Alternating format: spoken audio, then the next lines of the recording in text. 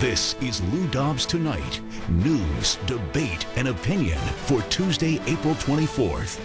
And radio hosts from all across the country in Washington demanding no amnesty for 20 million illegal aliens in this country. We'll have that report. The message of no amnesty for illegal aliens in this country ringing out from Washington to radio listeners all around the nation. 37 radio hosts are broadcasting this week from the Capitol, asking their listeners to join them in lobbying lawmakers to oppose the so-called comprehensive immigration reform legislation that would give amnesty to millions of illegal aliens.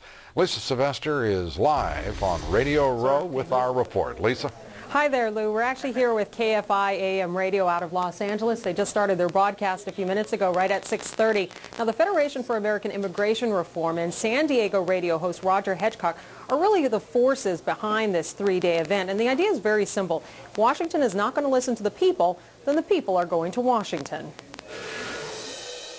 This is Talk Radio 920 WHJJ. I'm Helen Glover. 630 KHOW, Denver's talk station. Joining us now is Mayor Barletta from Hazleton, PA. And we take a break and we'll be back in just a moment. It's called Hold Their Feet to the Fire, an electronic town hall gathering. For 3 days, 37 talk radio hosts are huddling in a Washington, D.C. hotel, broadcasting. Their goal is to let lawmakers feel the heat of radio listeners who oppose an amnesty bill. Right now, Rhode Island has a huge, bordering on a $4 million deficit. We cannot pay our bills, and it's because of our schools, it's because of our health care system. There are jobs there for Rhode Islanders that are being taken by illegals.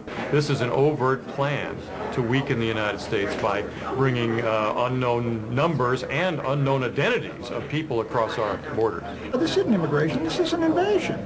Conversations focused on the high cost of illegal immigration. They're using more services than they're paying for. The status of the immigration debate on Capitol Hill. What happened to John McCain and Ted Kennedy? They were going steady last year.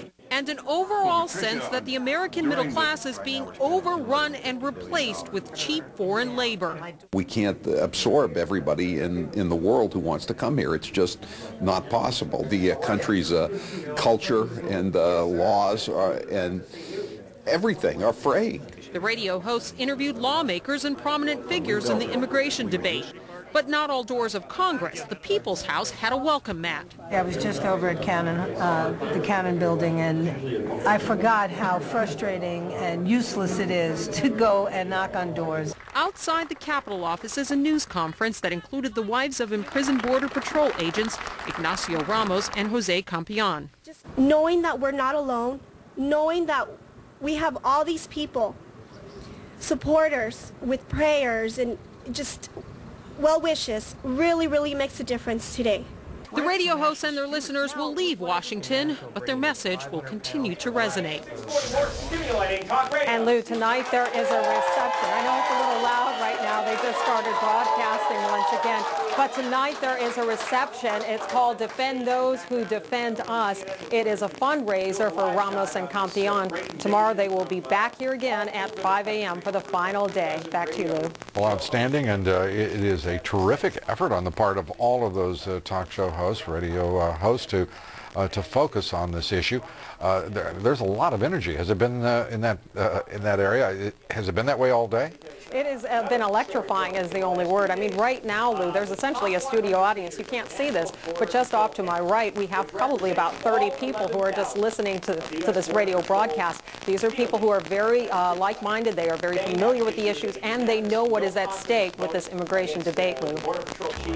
And behind you there, KFI, who's at the table? I cannot see. KFI AM Radio. They're out of Los Angeles. They've been going down to, just a few minutes ago, it was a radio station out of San Diego, so they've all been making the rounds here. And one of the earliest broadcasts to take on the issue in Southern California, along with Roger Hedgecock, who, as you said, it was his brainstorm, and a good one it was.